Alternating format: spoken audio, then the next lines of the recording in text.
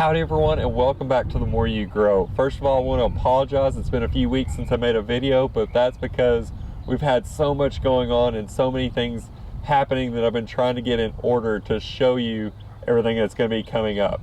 So in this video, I'm going to give you basically an update of what's happening here at the farm, talk about the trip we just went on and what that's going to mean for the future of the farm here, and show you all the new additions. So let's go check it out and see what all we have going on today.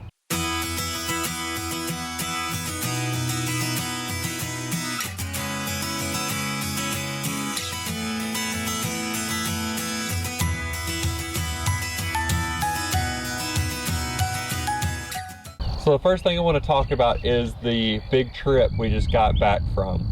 We went on a small mini vacation to Roland, Arkansas, to Moss Mountain Farm. For those in the know, that is the home of P. Allen Smith. If you don't know who that is, you definitely got to YouTube him. He is way more famous than I will ever become, probably, as far as gardening channels go and what he's done.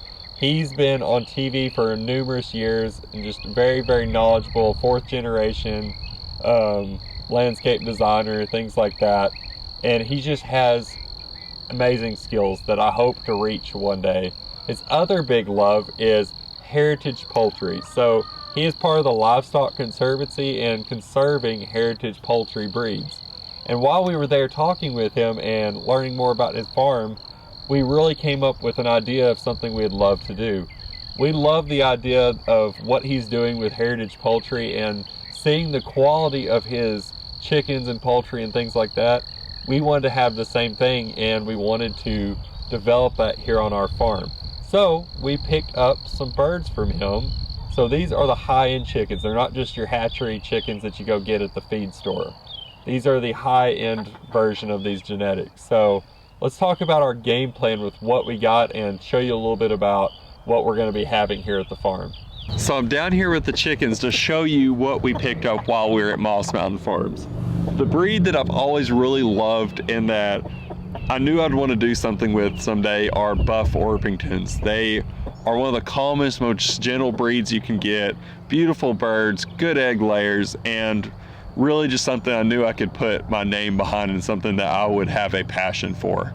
So while we were there, one of the breeds that he is actually really fond of, and it's actually his favorite breed that he admitted to me, and that's something we had a kind of a connection on, was the buff Orpington. So he had some of the most beautiful buff Orpingtons I've ever seen, so we picked up a pair. We have a rooster and a hen here. Right now they're hanging out with our other chickens just so they have some company and everything. They're getting along really well.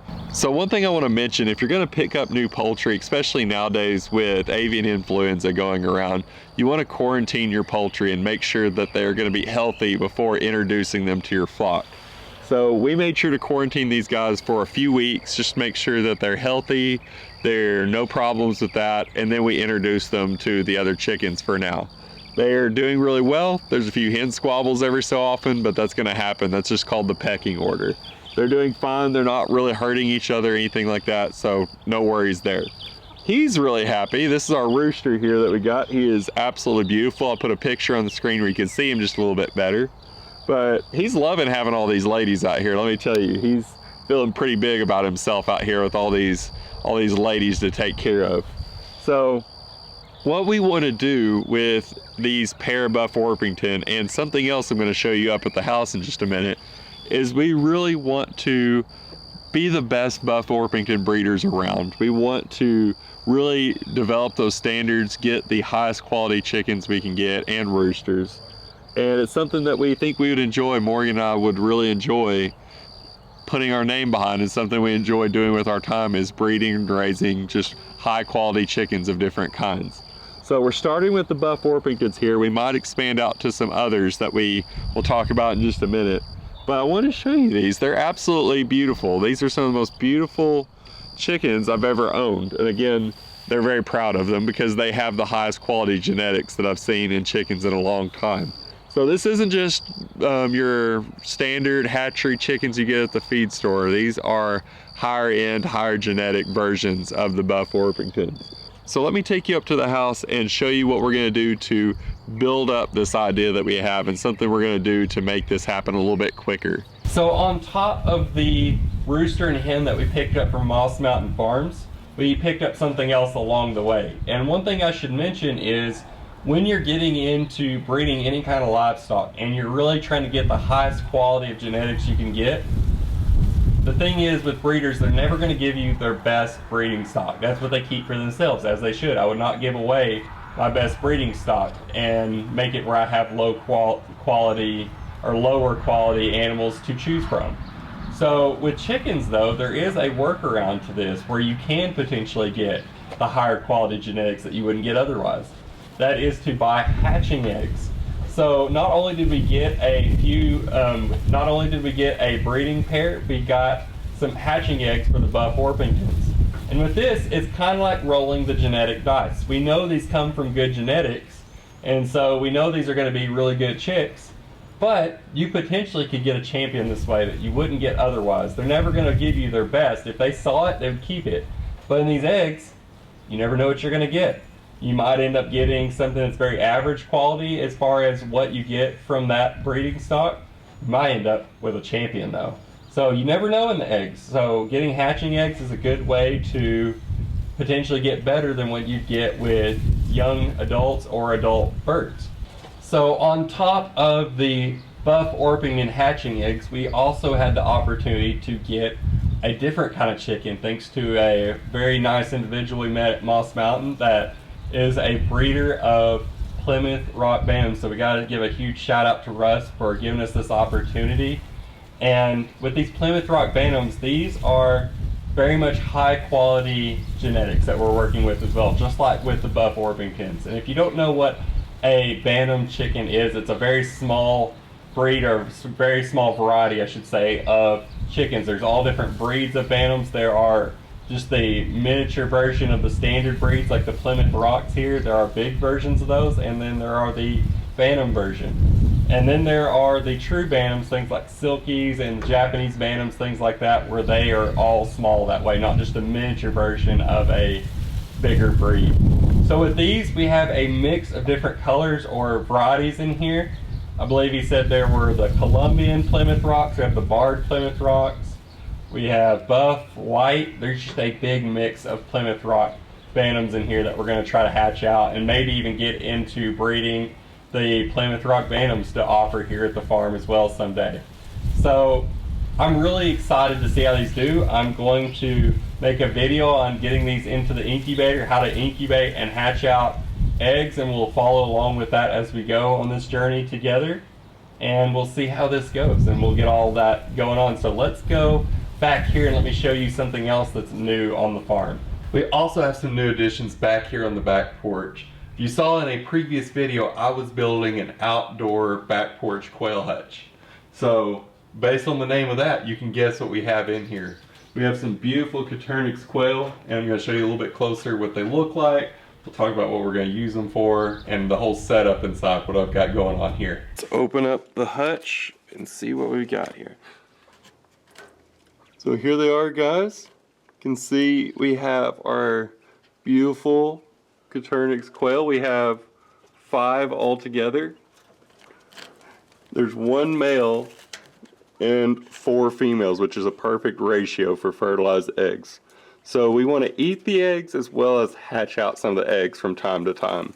So that gives us a good opportunity for both. And speaking of, you can kind of see I have this sand pile back here. We put this in here because they love to dust bathe, and this is one of their absolute favorite. We call it bird pies all the time because they all pile up in the pan at the same time and go to flipping around.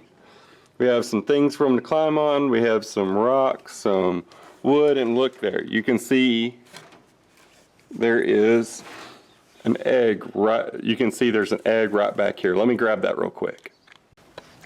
So you see they have these beautiful speckled eggs. I pulled it out of the sand pile. They usually like to lay their eggs there. They also lay them back in a nest box. I'll open that up and we'll check it in just a minute. Look at these eggs, guys. Aren't they absolutely beautiful? They lay about 3 to 4 a day, so they're good layers. And you can just kind of see their setup in here. I'll show you the food pan that I made. I've got their water right back here. So you can see here, these are beautiful little quail. They're a little rough in places, some of them, because it is breeding season. they get a little rough during breeding season. Right here, they are absolutely tame. These were hand raised by the lady that we bought them from, and they just do a really good job. So I just wanted to show you their feeder setup I made. I just have a very small storage container that I've drilled holes into. This keeps them from wasting their food. They can't really rake it out past the bottom of these holes, but they can get their head in there very comfortably. It's very much big enough they don't rake their head accidentally. But they can get their feed, and it keeps their feed dry and keeps them from wasting it all by raking it out on the ground. They love to scratch like chickens, so you gotta find some way where they don't scratch out all their food, or you're gonna be wasting a lot of food. So this is our other new addition. This little fluff nugget is Hudson. I believe he is like 3 months old now. I don't remember how old you are now, but he is quite the character. He is quite the sweet boy. Come here. Everybody wants to see you. So he's quite sweet. He's a very chill compared to Lily out here. As you can hear her having a freak out in the back over probably a bird. But he's so fluffy. Come here, everybody wants to see you. There you are. So yeah, he is a full poodle and quite the sweet boy. Quite a bit more chill than little Lily here. She is pretty hyper for her because she is a Augie, very high energy, and as you can see, very, very chill. You're a mess. You know what? You is a mess. So our other big new addition to the farm, this is Sunny. She is a registered quarter horse mare. This is Morgan and Abby's horse. They're the horse lovers. I like her too, but I don't ride that much. But she just got to the farm a few hours ago. That's why I wanted to wait to make this video a little bit later, so that way we could include Sunny in the new animals video to the farm. We have plans to have a few colts maybe out of her and see how that goes. So we'll have to include her in some more videos, see how she does now that she's come out to the farm. She hasn't been on grass in a while, so she's really loving the grass right now. So there you have it, guys. You kind of get a sneak peek of what's going to start happening here at the farm. We're going to get into the chickens. We're going to try to see what we can do with that. We have lots of new animals here at the farm to keep updated on. And this is really just a preview, guys, of some bigger news that I'm waiting on until we get everything lined up the way we want.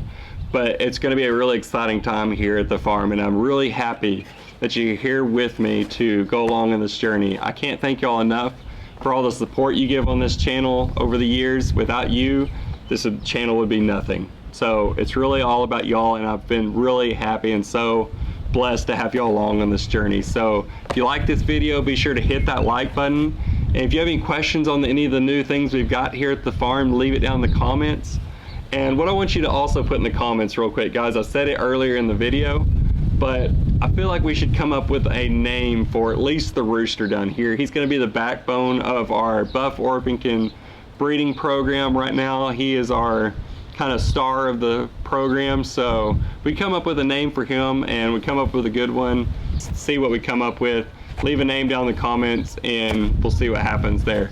If you haven't done so yet, be sure to go check us out on Facebook and Instagram. I'm going to start trying to post a lot more things on Instagram, keep you kind of updated throughout the week on all the new things that are going on between videos. So if you haven't done so yet, go check us out there. The links are down in the description. And until next time, guys, I hope you'll join me right here on The More You Grow.